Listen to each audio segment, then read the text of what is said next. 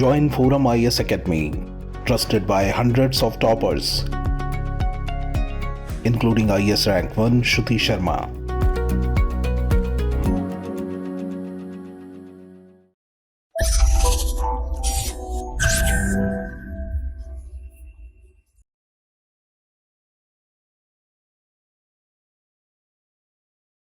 Hello and welcome to ForumIAS. These are all the articles that we are going to see today. Let us move on to the discussion. The first article is about India's irrigation sources. So this article says that 3/4 of India's irrigation sources run on electricity. Which study is saying that? The study is minor irrigation census, which is conducted by Union Jal Shakti Ministry. So what is minor irrigation census? It will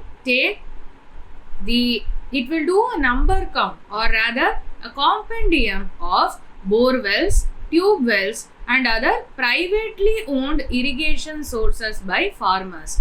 That is what it means when we talk about minor irrigation infrastructure. Major irrigation infrastructure are dams, right? But minor irrigation infrastructure constitutes bore wells, tube wells, etc. Okay, and through this particular minor irrigation census, it was found out that electricity is the dominant source of power to extract water, and it has overtaken diesel, wind and solar energy. So this is the preliminary overview of this article. What are all the other findings of this minor irrigation census? So the electrification of groundwater withdrawal, it corresponds to the rise of tube wells and bore wells that are capable of extracting water at great depths. So we can see that here the medium sized wells, that is capable of withdrawing water from up to 70 meters, they grew. So electrification corresponds to a rise in tube wells which can draw water from greater depths. Conversely, dug wells, which are ponds that can draw water from a maximum depth of 15 meters, they have reduced in number. Also, shallow tube wells, they have also reduced in number, and there is an increase in the size of medium sized wells which draw water from up to 70 meters. Low depth wells, they have reduced in number, and high depth wells, they have increased in number, and this is a reason why electricity supported irrigation systems are increasing. But still, the dug wells, they are the dominant source of groundwater, but they are reducing in number. Dug wells are shallow ponds. So even in Narega also, the workers can go and dug a dug well. Okay, so these dug wells are shallow ponds. They don't require a lot of electricity to draw water from these dug wells. They are declining in number, and bore wells, tube wells which can draw water from greater depths, they are increasing in number. Why this change? See, the groundwater situation, it varies across the country. Where rich groundwater is present, it is present in the Gangetic plains. It is present in the coastal areas. In the Deccan area, the amount of groundwater is less. So, the groundwater situation varies across the country, and the state government, they announce different schemes giving farmers incentives to access loans. Okay, so different state governments give different incentives according to their local geographic features, the local availability of groundwater. Okay, so that could be the explanation. But the lower growth in electrification, because from 2011 to 2017, the growth was very high. There was a high rate of growth, exponential growth. But 2017 to present, the rate of growth was low. So what is the explanation for this period is that there is a greater emphasis on energy efficient water extraction. Okay, and out of all the minor irrigation schemes, most of them 94.8% were for groundwater and very minor percentage is for surface water extraction. This shows that free electricity that is being provided is extensively used for extracting groundwater in carrying out irrigation. And if we go by state-wise numbers, you can see that Uttar Pradesh has the maximum share.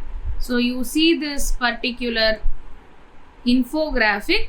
Uttar Pradesh has maximum number, followed by Maharashtra, then Madhya Pradesh, then Tamil Nadu. So this ranking is not very important. It's just for knowing purpose. What we should know is greater depth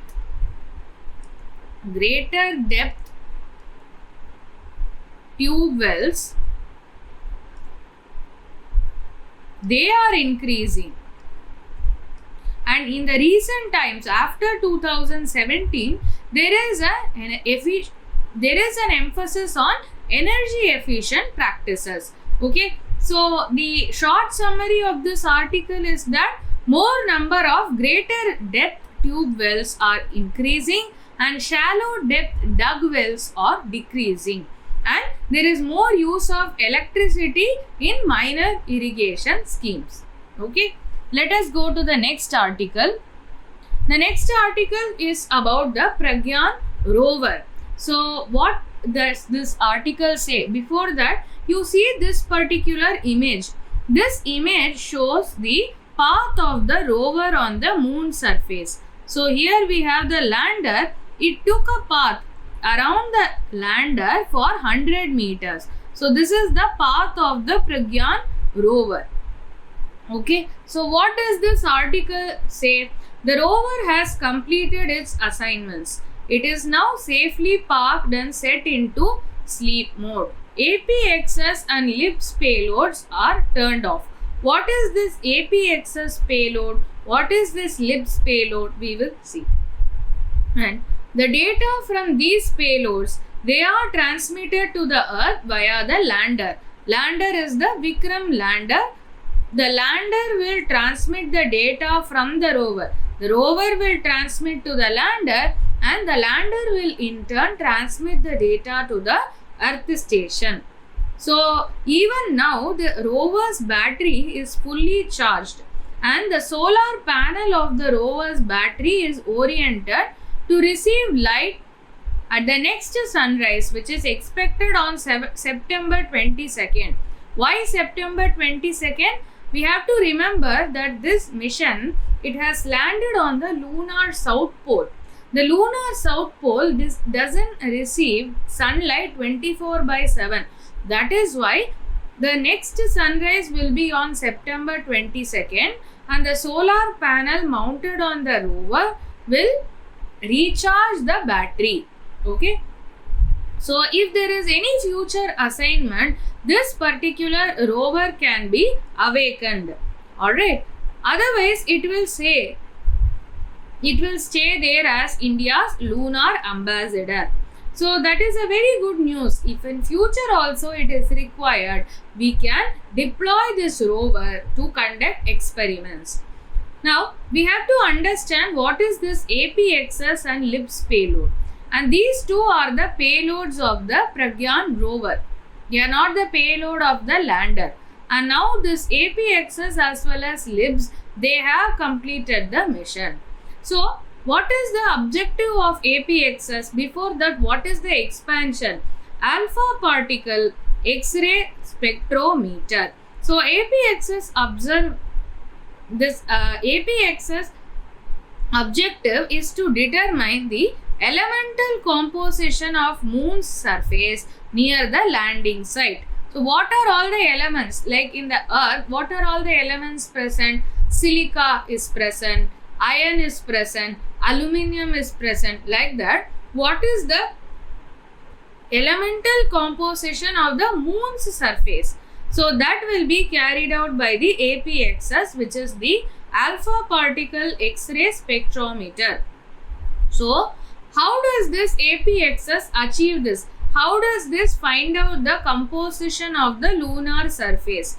It finds out through X-ray fluorescence spectroscopy technique.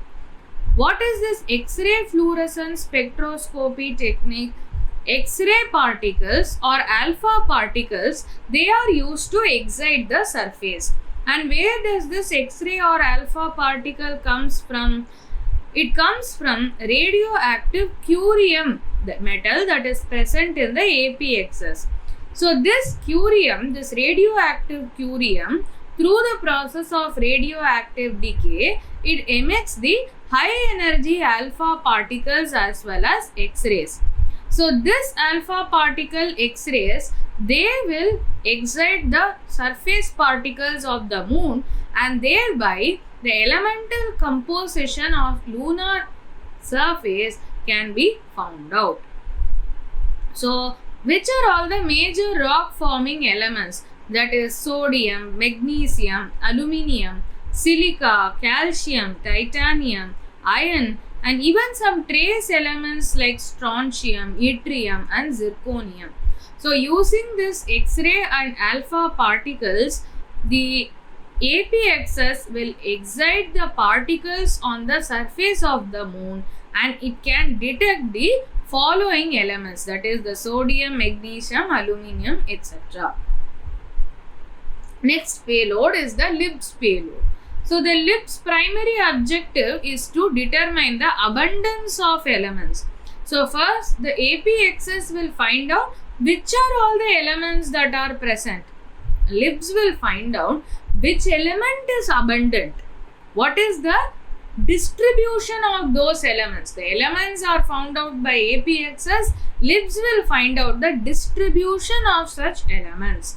And how does LIBS do that? The laser induced breakdown spectroscope LIBS, it will find out the distribution of elements through firing high powered laser pulses at various locations, and through this the LIBS will find out which element is present abundantly, which element is present in trace form.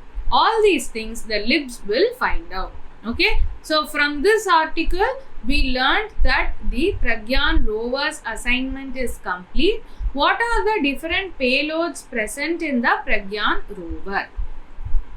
So we can see this short information about the Chandrayaan 3 moon mission. Already we have discussed a lot about Chandrayaan 3 mission in our Hindu daily program. So this particular infographic gives you a short history. The landing site is the lunar south pole, which I already mentioned, and the launch vehicle Mark 3, that is the LVM-3, was used to launch this Chandrayaan 3 mission. So this launch vehicle Mark 3, the LVM-3, it has two solid strap-on boosters. Here we have the solid strap-on boosters. There is one liquid core stage and a cryogenic upper stage. This information can be asked in prelims.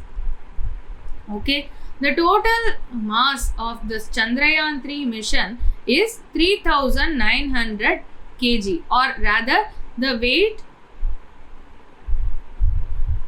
inclusive of the launch vehicle is 3900 kg. Individually, the mass of the lander is 1752 kg. So this is not very important. What is the total weight and all? It is not important. Just know that we have a lander and a Pragyan rover. So the rover payloads we have already seen, that is the APXS and LIBS payload.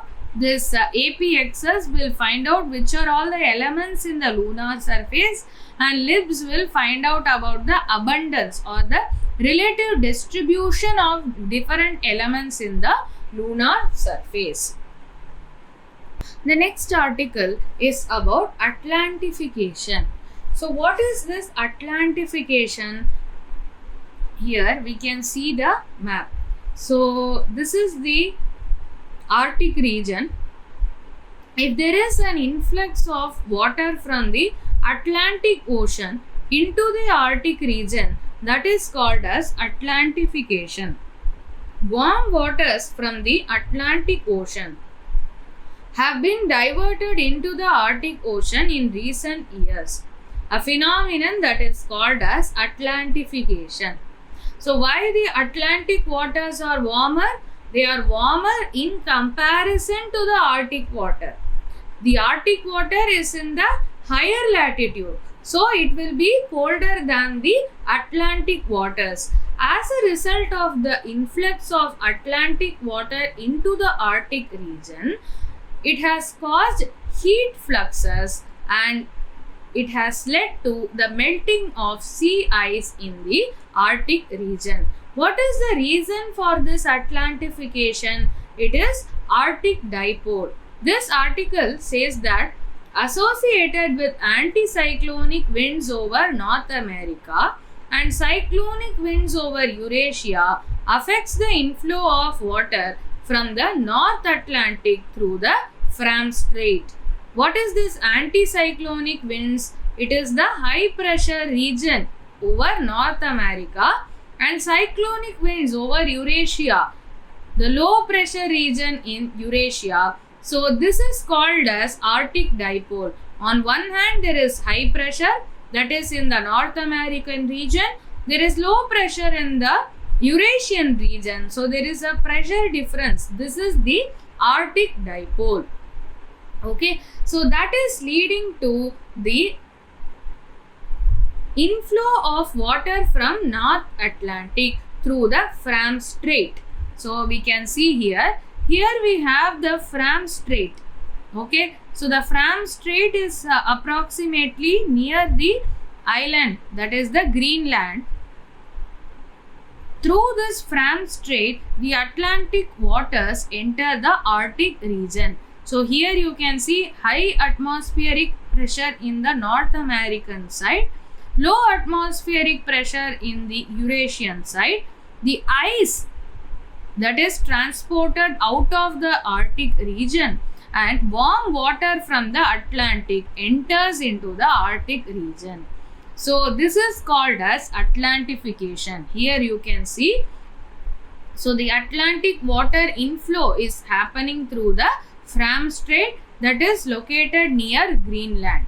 Okay, so here you can see this is the Eurasian side. There is a low pressure in the Eurasian side. This is the North American side. There is a high pressure in the North American side. As a result of it, the transpolar drift carries out the ice and the Atlantic water enters into the Arctic region. And this is leading to warming of the Arctic region and faster melting of sea ice in the Arctic region. And this is a resultant of climate change. Next article is about using AI on X-rays. And using AI, one can detect TB cases from chest X-rays. What is it? We will see. So this AI assisted chest X-rays, it is a very powerful technology to screen for presumptive TB. So this particular AI algorithm is called as QXR and it is developed by Mumbai-based Cure AI. So this algorithm can be used to detect TB. So why this is important? Because first of all, we have to understand the degree of prevalence of TB in India. 2019 to 21 National TB Prevalence Survey report said that nearly 43% of TB cases would have been missed without a chest X-ray. So, such is the state of detection of TB. Many of the TB cases are going undetected, and this AI can help in detection of TB only through chest X-rays. So, if we are using the AI technology to detect TB through only chest X-rays, there will be lesser need for the molecular testing, which is a bit costlier than the AI based testing. Now we are using the molecular testing, right? So in that, it is a very costly process and it is not accessible everywhere in India. It is available in selected centers. So instead, if we can scale up this AI technology, TB detection will be much more robust. So systematic screening for TB for early diagnosis is an important part of end TB strategy. India has an end TB strategy and we want to eliminate TB by 2025. This will be possible only if there is early diagnosis. Why early diagnosis? The treatment can also start earlier. If the TB goes undetected, this person will have frequent coughs, frequent fever. For that, they will go to the medical shop and they will get some generic antibiotics. And with the consumption of this generic antibiotics over time, they will develop multi-drug resistant TB, which will be difficult to treat. If a person gets multi-drug resistant TB, their survival rate is also less. So in that case, early detection of TB is important if we have to eliminate TB by 2025. We are now in the end of 2023. We have hardly one more year to eliminate TB. And this QXR, this new technology, the new AI technology, was cleared by the Indian drug regulator. It also meets the WHO requirement, that is greater than 90% sensitivity and greater than 70% specificity. So it is a very powerful technology.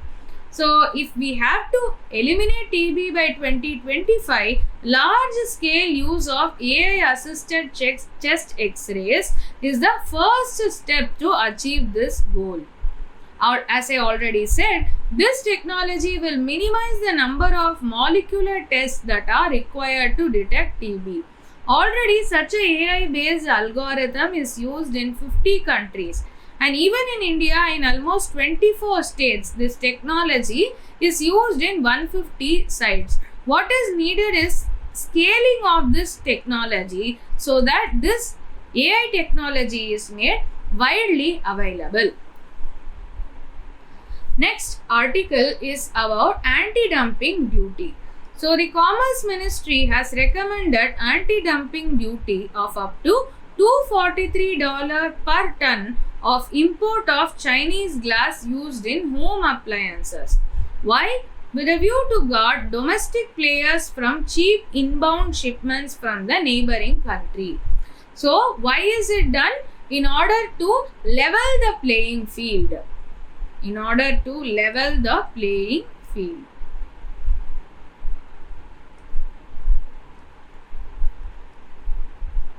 Whether be it imports or domestic manufacture, they should have the same starting point. They should have a fair competition. But if there is dumping that is taking place, this will not be there. This fair competition will not be there. In order to understand anti-dumping duty, we have to first understand what is dumping. We'll see that dumping is said to occur when goods are exported by a country to another country at a price lower than its normal value. Say for example, there is a pen and it takes how many dollars to manufacture that pen? Let us assume it takes $5. And this pen is manufactured in China. And China is exporting this pen for sales in India. But in India, this Chinese company sells these pens at $3, which is even lower than the price that was incurred to produce that pen. Why is this Chinese company selling the pen at $3? Because they want to capture the product by capture the market by offering cheaper products. So this is called as dumping. What this dumping does, it gives unfair advantage to these Chinese players. Or to be more generic, it gives unfair advantage to the imports and it disadvantages the domestic players.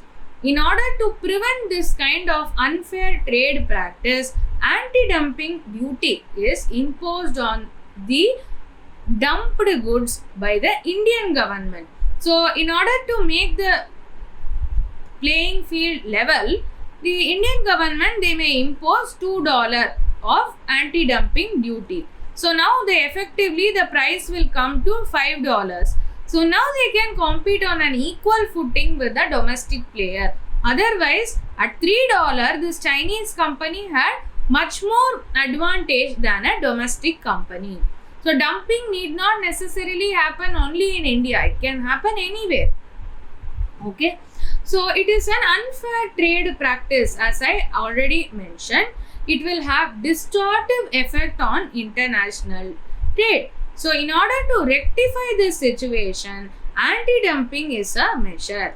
So it is rectifying the trade distortive effect of dumping. So the anti-dumping duty's purpose is to rectify the trade distortive effect of dumping and re-establish fair trade. I explained this earlier. Now it has come to $5 again because of the anti-dumping duty. Now again fair trade is re-established. So this anti-dumping duty is permitted by the WTO, that is the World Trade Organization. So it is not a measure of protection. We are not protecting the domestic industry.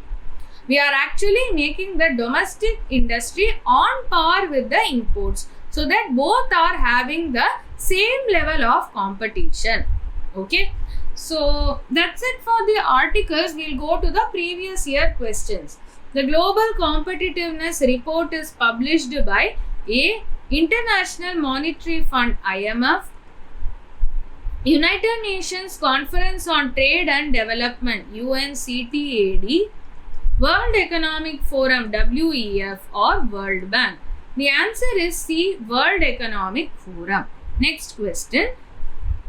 With reference to Swadeshi movement, consider the following statements. It contributed to the revival of indigenous artisan crafts and industries. Swadeshi movement happened in 1905 as a response to partition of Bengal. Partition of Bengal by Lord Curzon. By who? Curzon. So this Swadeshi movement was a response to partition of Bengal. Yes, it led to the revival of indigenous artisan crafts and industries. The National Council of Education was established as a part of Swadeshi movement. So why this was established? In order to indigenous education also. In those days, most of the students were studying in European established schools. In order to Swadeshify or make the education sector indigenous, National Council of Education was established. So both the statements are correct. So the answer is C. Next question. Which one of the following is not a Harappan site? A. Chandrayaan, B. 𝐂𝐡𝐚𝐧𝐧𝐞𝐥, C. 𝐂𝐡𝐚𝐧𝐧𝐞𝐥, D. Desalpur. The answer here is 𝐂𝐡𝐚𝐧𝐧𝐞𝐥. Chandrayaan, 𝐂𝐡𝐚𝐧𝐧𝐞𝐥, they are in Pakistan, modern day Pakistan. Desalpur is in India. These are all Harappan sites, but 𝐂𝐡𝐚𝐧𝐧𝐞𝐥 is not. Okay, so that's it for today's discussion. The PDF of this is available in our Telegram channel. Follow us on all the social media platforms. All the best. Thank you. And this is Indumati signing off.